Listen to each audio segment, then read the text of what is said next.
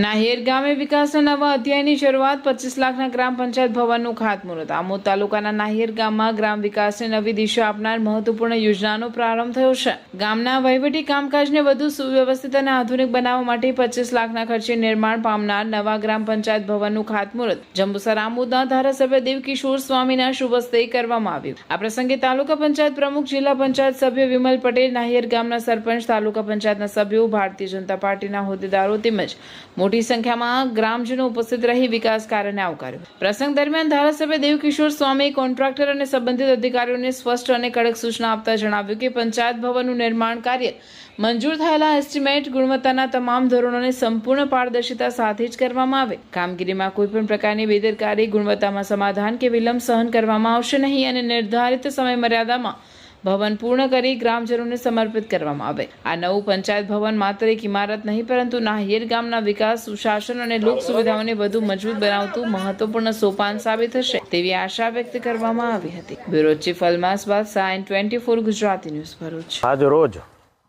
આમોદ તાલુકાના નાહિર ગામે પંચાયત વિભાગ દ્વારા નવી મંજૂર થયેલ ગામ પંચાયત એનું આજના પવિત્ર દિવસે, પવિત્ર વાતાવરણમાં, પવિત્ર જગ્યામાં એનું ખાતમુહૂર્ત કરવામાં આવ્યું।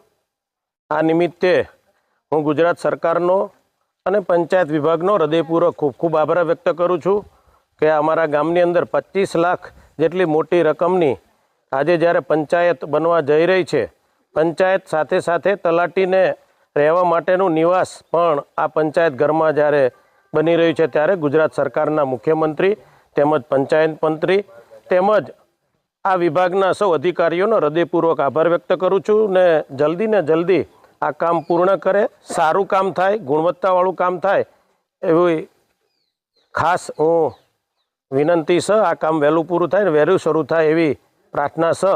ગુજરાત સરકારનો હૃદયપૂર્વક આભાર વ્યક્ત કરું છું।